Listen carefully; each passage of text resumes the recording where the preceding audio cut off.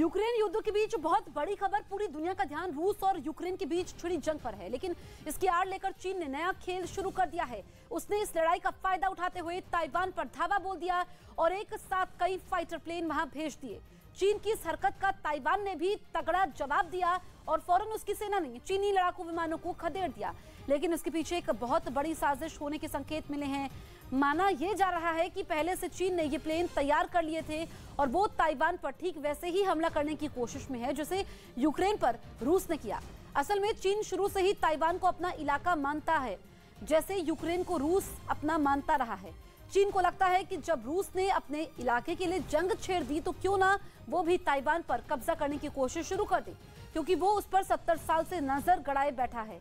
ऐसे में यूक्रेन में युद्ध छिड़ा तो चीन को लगा कि सबका ध्यान उधर है, तो इसी बहाने क्यों ना ताइवान की तरफ भी मोर्चा खोला जाए। रूस और यूक्रेन में चल रहे युद्ध की आड़ लेकर चीन ने ताइवान को हथियाने की चाल चलनी शुरू कर दी, क्योंकि जैसे यूक्रेन को रूस अपना हिस्सा मानता है वैसे ही ताइवान को चीन अपना बताता है। रूस और यूक्रेन की जंग में ताइवान यूक्रेन के साथ खड़ा है और चीन रूस के साथ खड़ा है। एक दिन पहले ही ताइवान के रक्षा मंत्रालय ने जानकारी दी थी कि चीन के 9 एयरक्राफ्ट उसकी हवाई सीमा में घुस गए थे और यह हरकत चीन ने उसी दिन की थी जिस दिन रूस ने यूक्रेन पर हमला किया था। ताइवान के रक्षा मंत्रालय ने ट्वीट करके यह बताया था कि चीन के 9 एयरक्राफ्ट उसकी सीमा में देखे गए, जिन्हें वहां से खदेड़ दिया गया। लेकिन ताइवान की ओर से किए गए इस एक ट्वीट ने खतरे की घंटी बजा दी, क्योंकि दुनिया को पता चल गया कि रूस और यूक्रेन के युद्ध की आड़ में चीन ताइवान को हथियाने का प्लान बना रहा है। एक और एंगल यह है कि ताइवान खुलकर यूक्रेन का समर्थन कर चुका है, तो वहीं चीन और रूस की दोस्ती के किस्से भी सबने सुने हैं। मतलब यह कि रूस के यूक्रेन में घुसने के बाद चीन इस जुगाड़ में है कि वो भी ताइवान में कुछ ऐसा ही करे और उसके 9 एयरक्राफ्ट के ताइवान में घुसने को इसी प्लानिंग का हिस्सा माना जा रहा है। चीन ने ऐसा एक बार नहीं बल्कि बार बार किया और एक महीने में उसके लड़ाकू विमानों ने 12 बार ताइवान में घुसपैठ की। रूस के यूक्रेन पर हमले के बाद ताइवान और चीन का मामला उठने की एक और वजह है। कुछ दिन पहले हुआ पुतिन का चीन दौरा। पुतिन ने अपने इस दौरे पर ताइवान के मामले में चीन का समर्थन किया था। यही नहीं, रूस और यूक्रेन की जंग के बीच कम्युनिस्ट पार्टी ऑफ चाइना ने मीडिया के लिए कुछ निर्देश जारी किए, जिनमें रूस को भावनात्मक और नैतिक समर्थन देने की बात कही गई। मतलब यह कि कम्युनिस्ट पार्टी ऑफ चाइना ने अपने देश के मीडिया को निर्देश दिया कि रूस के पक्ष में बात करे। यही नहीं, इन निर्देशों में एक और ऐसी बात भी सामने आई जिसने चीन की पोल खोल दी, क्योंकि उसके जरिए चीन ने ताइवान पर कब्जे का इरादा जाहिर कर दिया। ये निर्देश चीन की मीडिया की गलती से सोशल मीडिया पर वायरल हो गए और दुनिया को चीन की प्लानिंग पता चल गई। ऐसा नहीं है कि ताइवान को चीन के इरादे का अंदाजा नहीं है। वहां की सरकार समय समय पर यह बता चुकी है कि चीन की हर चाल पर उसकी नजर है। रूस और यूक्रेन के युद्ध के पहले दिन भी ताइवान अलर्ट नजर आया और उसने बिना देर किए दुनिया भर में शोर मचा दिया कि चीन के एयरक्राफ्ट ताइवान की हवाई सीमा में घुस गए हैं। ताइवान के विदेश मंत्री पहले ही चेतावनी दे चुके हैं कि चीन यूक्रेन संकट का फायदा उठा सकता है। चीन ताइवान को हमेशा से ही अपना हिस्सा मानता है, लेकिन ताइवान खुद को अलग देश बोलता है और विवाद की यही वजह है। चीन के राष्ट्रपति शी जिनपिंग ने पिछले साल अक्टूबर में घोषणा की थी कि ताइवान के चीन में मिलने का सपना जल्द पूरा होगा, जिसके बाद से ही चीन अक्सर ताइवान को डराने के लिए अपने लड़ाकू विमान उसकी सीमा में उड़ाता रहता है। इसी साल 22 जनवरी को चीन ने 32 लड़ाकू विमान ताइवान की हवाई सीमा में भेज दिए थे। चीन की इन्हीं चालों को फेल करने के लिए ताइवान अपनी सुरक्षा कड़ी कर रहा है। पिछले 2 साल में उसने अपनी सेना को मजबूत करने के लिए 7,000 करोड़ से ज्यादा खर्च किए हैं भारतीय रुपयों के हिसाब से। यही नहीं, उसे अमेरिका से भी सैन्य मदद मिलती रहती है। अमेरिका ने तो वहां अपने सैनिकों का अड्डा ही बना रखा है। इसके अलावा जापान भी ताइवान के साथ है। मतलब यह कि ताइवान पर कब्जा करने के लिए चीन को सिर्फ अमेरिका नहीं, जापान से भी दो हाथ करने पड़ सकते हैं।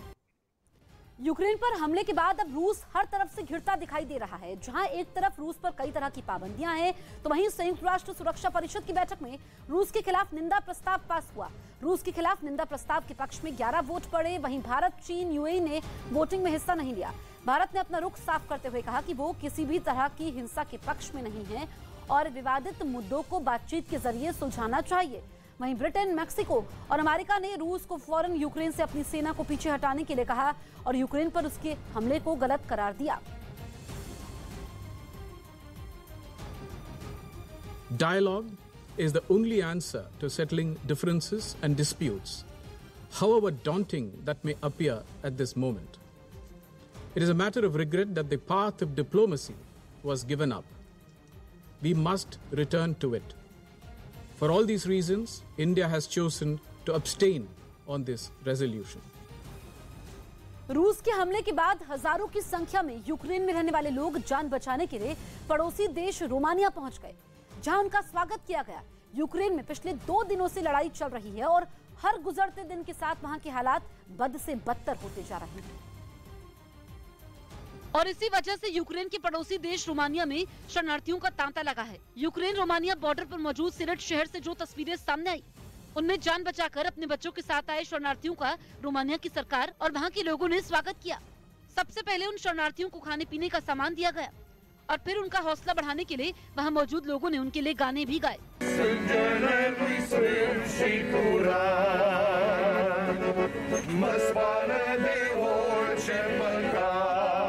वहां से आई एक दूसरी तस्वीर में पुलिस के कुछ जवान शरणार्थियों के रहने के लिए खेतों में टेंट और तंबू लगाते दिखाई दिए। इसी तरह की एक दूसरी तस्वीर में एक गाड़ी में यूक्रेन से आए लोगों के खाने पीने के लिए सामान रखे नजर आए। इस दौरान यूक्रेन से अपने बच्चे को गोद में लेकर पहुंची एक महिला रोती दिखाई दी। उसी की तरह एक और महिला यूक्रेन में बिगड़ते हालात को बयां करते हुए फफक पड़ी। इसी तरह की एक तस्वीर यूक्रेन के दूसरे पड़ोसी मुल्क मोल्दोवा से सामने आई। वहां की पलंका सीमा पर यूक्रेन की महिलाएं अपने बच्चों को लेकर जाती दिखाई दी, क्योंकि यूक्रेनी सरकार ने 18 से 60 साल के पुरुषों को देश छोड़ने पर पाबंदी लगा दी है। यूक्रेन ने भी अपनी राजधानी बचाने के लिए पूरी ताकत झोंकी हुई है। पूरे यूक्रेन में सबसे भीषण जंग कीव में ही चल रही है। रूस की सेना की कोशिश जल्द से जल्द यूक्रेन की राजधानी कीव पर कब्जा करने की है। इसके लिए जमीन पर ही नहीं, आसमान में भी भीषण जंग लड़ी जा रही है। कीव की तरफ भेजी गई एक मिसाइल को यूक्रेन ने हवा में ही ढेर करने का दावा किया। आसमान में ऐसी आतिशबाजी दिखी कि लोगों के दिलों में डर बैठ जाए। मिसाइल के टुकड़े आसमान से गिरते हुए ऐसे दिखे जैसे शहर पर एक साथ कई रॉकेट दागे गए हों। जहां भी मिसाइल के टुकड़े गिरे वहां भारी नुकसान की खबर आई। ऐसी ही किसी मिसाइल के कुछ टुकड़े एक बहुमंजिला इमारत पर गिरे। रिहायशी इमारत अगले ही पल लपटों में घिरी दिखने लगी। आग की ऊंची ऊंची लपटें निकली और इमारत खंडहर में बदल गई। रात के ही वक्त आग बुझाने का काम शुरू कर दिया गया। इमारत की कुछ मंजिलों में रोशनी भी दिखी, जिसकी वजह से अंदाजा लगाया जाने लगा कि इस इमारत में कई लोग रह रहे थे। जिसके बाद दावा किया जाने लगा कि मिसाइल गिरने से हुए हादसे